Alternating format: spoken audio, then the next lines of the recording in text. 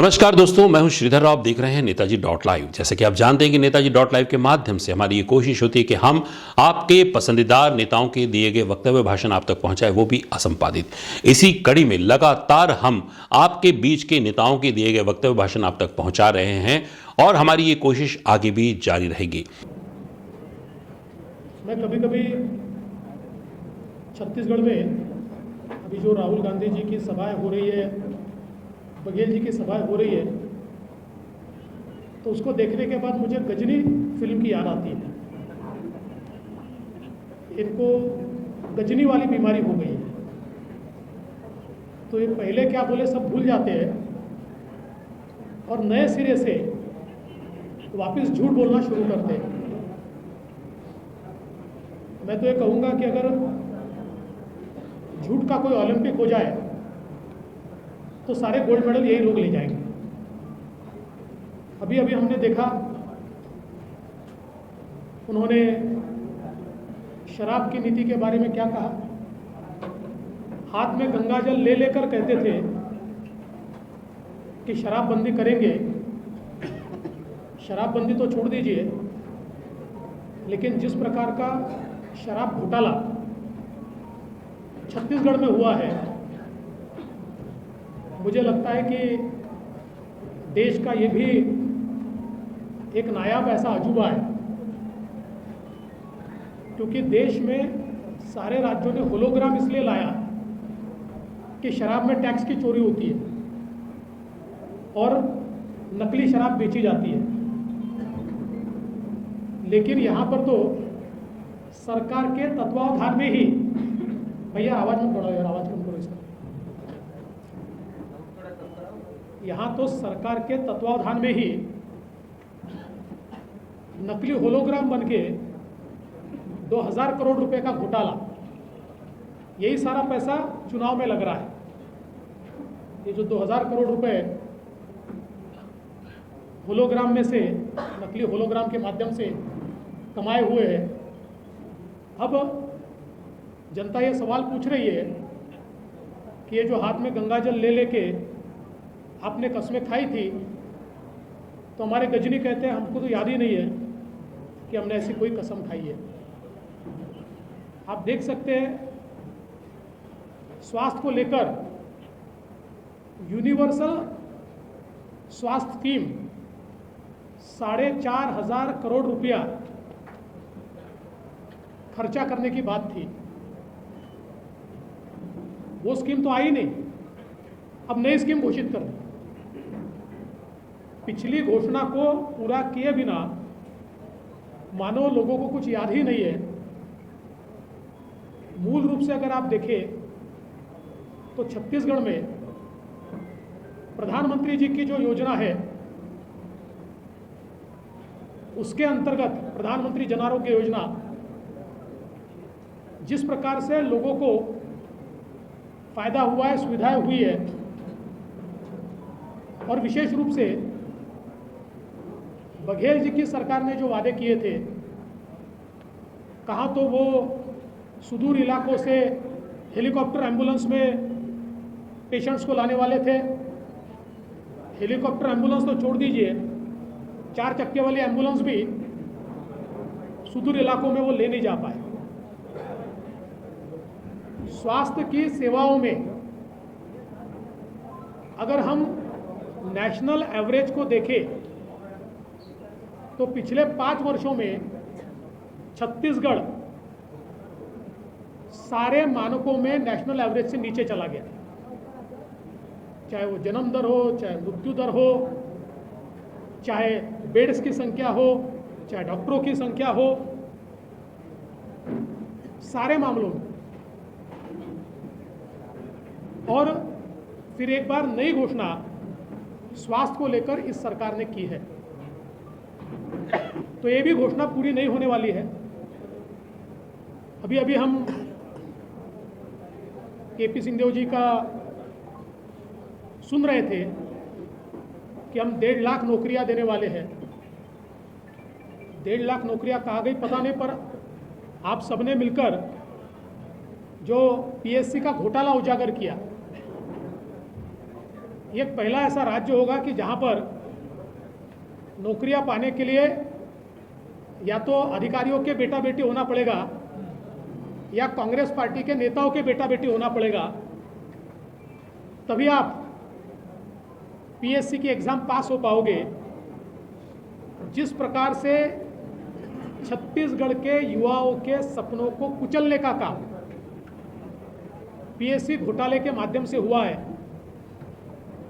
जो बच्चे 2-2, 3-3 साल पढ़ाई करते हैं, आज उनके मन में शंका है कि हमारी पढ़ाई का फायदा क्या है। जब बघेल जी चाहेंगे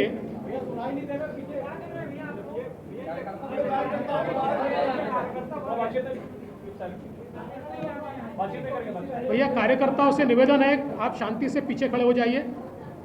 ये वार्ता पत्रकारों के लिए है, आप तो सारी चीजें सुन चुके हैं।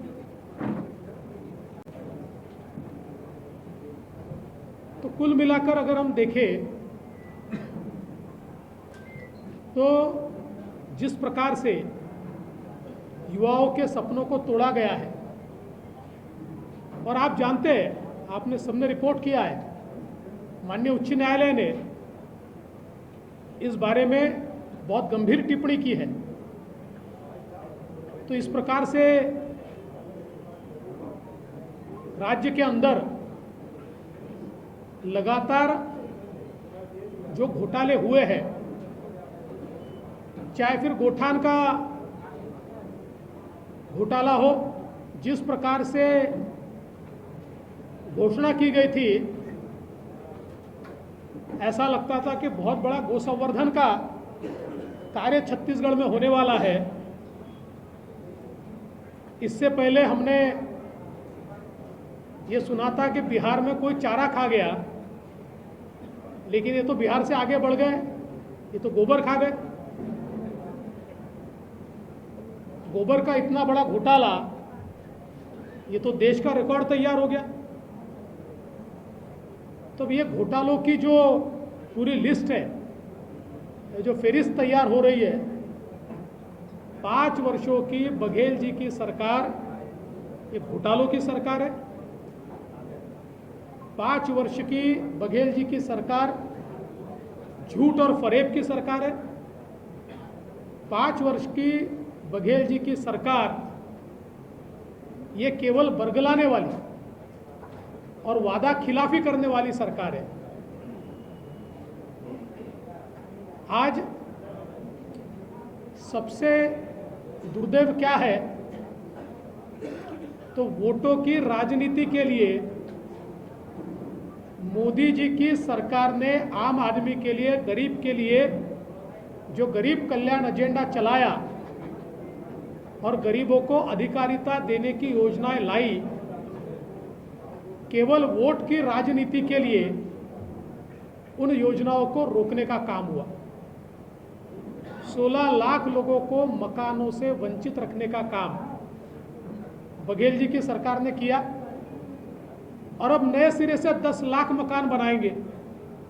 ये बात कही जाती है, जहां पैसा तैयार है, योजना तैयार है, लोग तैयार है, उसको रोक देंगे और कहेंगे कि हम नई योजना लाएंगे जो आने वाली नहीं है। पिछली सारी योजनाओं की तरह वो भी बस्ते में बंद होने वाली है।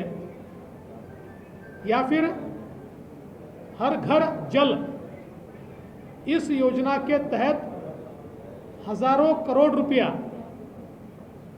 छत्तीसगढ़ की सरकार को केंद्र की सरकार ने दिया, और आज देश की अंतिम 5 राज्यों में, अंतिम 5 कि जहां प्रगति नहीं हो पाई, कुछ राज्य 100% है, कुछ 80% है, कुछ 90% है, कुछ 95% है, लेकिन जो 50% भी नहीं पहुंच पाया, इस प्रकार का जो राज्य है वो छत्तीसगढ़ है। क्योंकि हर घर जल के लिए जो पैसा केंद्र सरकार ने दिया था, उसका जो इनका आपसी बंटवारा था, उसमें विवाद हो गया,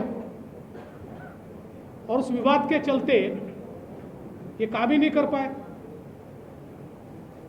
तो गरीबों के लिए, आम आदमी के लिए मोदी जी के दिए हुए पैसे को भी रोकने का काम इस सरकार ने किया है। और किसानों से किए गए वादे अभी हम देख रहे थे,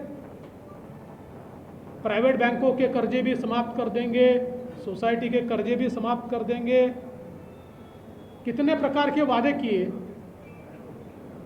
कोई वादा पूरा नहीं हुआ। अभी मैं धमतरी से आ रहा हूं और वहां पर जब ये पूछा गया कि धान खरीदी में जो बघेल जी ने वादा किया था कि उतने पैसे आपको मिले, एक हाथ खड़ा नहीं हुआ, एक किसान ने नहीं कहा। तो इसलिए कोरे वादे और भ्रष्टाचार, इसके सिवा यहाँ कुछ नहीं चल रहा है। और हमने ये सुना था कि अपने देश में महादेव के भक्त बहुत हैं, मैं भी हूँ, लेकिन यहाँ पर एक नई महादेव की भक्ति छत्तीसगढ़ से शुरू हुई। और ये जो महादेव ऐप का घोटाला है, ये कहाँ पहुँच रहा है ये आपको भी पता है। किनके कार्यालय तक ये पहुँच रहा है, ये सारे घोटालों के सूत्र किन कार्यालयों तक पहुँच रहे हैं। अभी कुछ तो अधिकारियों तक पहुँचे हैं, पर वहाँ रुकेंगे नहीं, उसके आगे बढ़ने वाले हैं। जिनके इशारों पर काम हुए हैं उन तक वो पहुंचने वाले हैं। लेकिन आज के मौके पर तो मैं इतना ही कहूँगा कि अब छत्तीसगढ़ की जनता का कांग्रेस पार्टी से मोहभंग हो चुका है। और मेरा विश्वास है कि फिर एक बार प्रधानमंत्री मोदी जी के ऊपर जो छत्तीसगढ़ का विश्वास है, उसके चलते छत्तीसगढ़ की जनता भारतीय जनता पार्टी को चुनकर देगी और पूरे बहुमत के साथ छत्तीसगढ़ में भारतीय जनता पार्टी की सरकार बनेगी। मैं आपके माध्यम से जनता से अपील करना चाहता हूं कि मोदी जी के साथ चलने वाली सरकार, भारतीय जनता पार्टी की सरकार, छत्तीसगढ़ में वापस लाने के लिए जनता, देखिए ब्रजमोहन जी ने बहुत अच्छा याद दिलाया, पिछले चुनाव में इनका वादा था 4 सिलेंडर फ्री, 5 साल निकल गए साहब, एक भी नहीं मिला। चिदम्बरम जी का बयान ये आया है कि हम कांग्रेस में घोषणा करती है तो भाजपा उसको रेवड़ी कहती है, और जब प्रधानमंत्री उज्ज्वला योजना और ये सब लागू करते हैं तो क्या वो रेवड़ी नहीं है? वो इसलिए नहीं है भाई साहब, क्योंकि आप जब किसी को घर देते हैं तो उससे देश में आर्थिक विकास होता है। आप किसी को बिजली देते हैं तो उससे देश में आर्थिक विकास होता है। आप किसी के घर पानी पहुंचाते हैं, ये बुनियादी चीज़ें हैं। जब बुनियादी चीज़ों पर पैसा लगता है तो पैसा वापस आता है, और जब गैर बुनियादी चीज़ों के ऊपर पैसा खर्च होता है तो उसको रेवड़ी कहते हैं। सिर्फ हमारे जो प्रत्याशी है ब्रिजमोहन अग्रवाल जी, तो मुझे लगता है कि सबसे वरिष्ठ हमारे विधायक है, हमारे प्रत्याशी है। राजेश मुड़ोत जी हमारे वे भी वरिष्ठ है, हमारे पुरंदर मिश्रा जी है, मोतीलाल साहू जी है, अनुज शर्मा जी है, इंद्र कुमार साहू जी है और खुशवंत गुरु जी है। तो इन सभी के नामांकन के लिए मैं यहाँ पर आया था, और मैं रायपुर की जनता से निवेदन करता हूँ कि हमारे इन सभी प्रत्याशियों को पूर्ण बहुमत के साथ और बहुत बड़ी लीड के साथ वे चुन कर दें। धन्यवाद।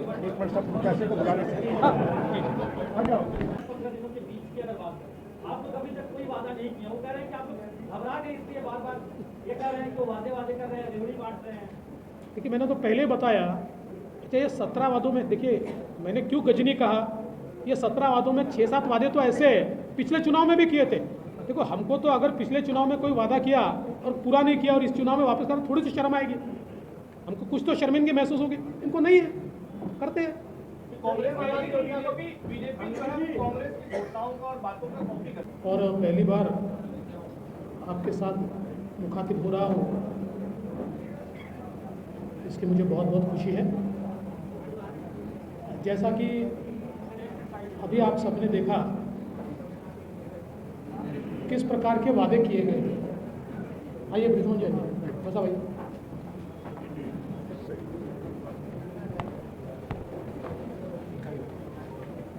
पार्टी में हमारी पद्धति है, हम राजस्थान लड़ रहे हैं, हम छत्तीसगढ़ लड़ रहे हैं, हम सब जगह लड़ रहे हैं और कई जगह पर तो हमारे मुख्यमंत्री जी भी हैं। भारतीय जनता पार्टी में हम लोग एप्रोप्रिएट समय पर हमारा जो पार्लियामेंट्री बोर्ड है इसका निर्णय करता है। चलिए, धन्यवाद। जी, वो विधानसभा से वापस हो गया है, अगर वो वापस हो जाता नहीं होगा, क्या शिंदे जी मुख्यमंत्री बने रहेंगे? देखिए आप अभी महाराष्ट्र पे मत आइए, लेकिन आप आए तो मैं बोल देता हूँ। महाराष्ट्र जाके महाराष्ट्र पे बोलना है, लेकिन आप ये लिख लीजिए और मेरा बयान तो नेशनल टेलीविजन पे जा रहा है, शिंदे जी ही मुख्यमंत्री रहेंगे, पूरा कार्यकाल पूरा करेंगे, एक दिन भी कम नहीं, पूरा कार्यकाल शिंदे जी पूरा करेंगे। धन्यवाद। लोगों के नामांकन के लिए घोषणा पत्र आता था उसमें वादे आते थे, लेकिन अब यह हो गया कि घोषणा पत्र आने से पहले कांग्रेस के बड़ा वादा भूपेश बघेल जी की तरफ से आया कर्जमाफी का, उसके बाद राहुल जी की तरफ से आया पीजी से लेके जो है पोस्ट ग्रेजुएट तक शिक्षा फ्री, उसके बाद जो है प्रियंका जी का आ गया। तो इस सब की भारतीय जनता पार्टी के पास कार्ड क्या है? देखिए कार्ड की जरूरत ही नहीं है, हम एक ही सवाल पूछेंगे। आपने अभी केजी टू पीजी बोला, पिछले समय आपने 12वीं तक बोला था। अगर आपने 12वीं तक किया होता तो आज केजी टू पीजी नहीं बोलते, आप 12वीं से पीजी बोलते। तो इसलिए हम तो ये वीडियो दिखाने वाले हैं लोगों को और बताने वाले हैं कि ये कितने झूठे हैं। हमको तो एक ही बात करनी है। आपने बहुत अच्छा सवाल पूछा है, हमको तो एक ही काम करना है भाई साहब कि इनके वादों की पोल खोलना हम खोलेंगे। कह रही है कि बीजेपी उनको कॉपी कर रही है, धान खरीदी का मुद्दा हो गया या नहीं, अब राहुल गांधी तो ये भी कहते हैं कि मोदी जी मेरी कॉपी करते हैं। क्या करें भैया, किसी को रोक थोड़ी सकते हैं ना अपन। पीएम आवास योजना को कितने दिन में स्वीकृति मिल जाएगी, जो अभी तक रुका हुआ है? लगातार बीजेपी आरोप लगा रही है पीएम आवास योजना को लेकर के। तो अगर बीजेपी की सरकार बनती है छत्तीसगढ़ में तो कितने दिनों में पहले दिन जो पहली कैबिनेट होगी, पहली कैबिनेट में उसको स्वीकृति दी जाएगी। ये केस जो है कि दिखाई नहीं। देखिए 400 रुपये की सब्सिडी तो मोदी जी दे चुके हैं। इनका ऐसा ही है, ये जब धान की खरीद करते हैं तो 2200 रुपये मोदी जी से लेते हैं और क्रेडिट भी खुद ही लेते हैं। ये जब सिलेंडर की बात करते हैं 400 रुपये मोदी जी से लेते हैं और फिर 500 रुपये देने की बात करते हैं। तो ये खोखले वादे हैं। ये वादे जो है, ये वादों की पोल खुल रही है और लोगों को पता चल चुका है कि झूठे लोग। केंद्र सरकार संचालित कर रही है महादेव ऐप को, राज्य सरकार का कोई काम नहीं। मतलब वो महादेव ऐप चलाएंगे और केंद्र सरकार उसको रोके, ऐसा उनका मानना है। रोकेंगे, रोकने वाले, आप चिंता मत कीजिए। केंद्र सरकार, देखिए पहली बात तो ये है, लॉ एंड ऑर्डर ये राज्य का विषय होता है, ये केंद्र का विषय नहीं होता है। लेकिन बावजूद उसके इसको रोका जाएगा, उसकी शुरुआत हो गई है और इसलिए मैंने कहा सुई कहाँ तक पहुँच रही है ये आपको धीरे धीरे ध्यान में आएगा। ये महंगाई देश में एक बड़ा मुद्दा है, प्रियंका क्या करेंगे, इसका असर पड़ेगा? देखिए मुझे ऐसा लगता है कि अब इसका असर नहीं पड़ेगा, क्योंकि आदमी एक बार मूर्ख बनता है, बार बार नहीं बनता। तो जब पिछले समय के बारे, अच्छा खुद पिछली जो उनकी कैंपेन कमेटी थी, उस कैंपेन कमेटी के जो प्रमुख थे TS जी, उन्होंने स्वयं ये कहा कि हमने 36 वादे किए थे, 12 पूरे किए। तो जब वो खुद ही मानते हैं कि हमने 70% वादों को तो हाथ ही नहीं लगाया, हमने किया ही नहीं है, तो मुझे ऐसा लगता है कि जनता ये जानती है। तो इसलिए इस प्रकार के लोक लुभावन वादों से अब जनता बरगलाने वाली नहीं है। आपने देखा भारतीय जनता पार्टी के वरिष्ठ नेता .live के माध्यम से क्या कह रहे थे। हमारे इस चैनल में इसी तरह बने रहने के लिए हमारे इस चैनल को लाइक करें, शेयर करें, सब्सक्राइब करें। नमस्कार। नेताजी .live के प्रायोजक है Satyadeep diagnostic and clinic, Supela, Bhilai.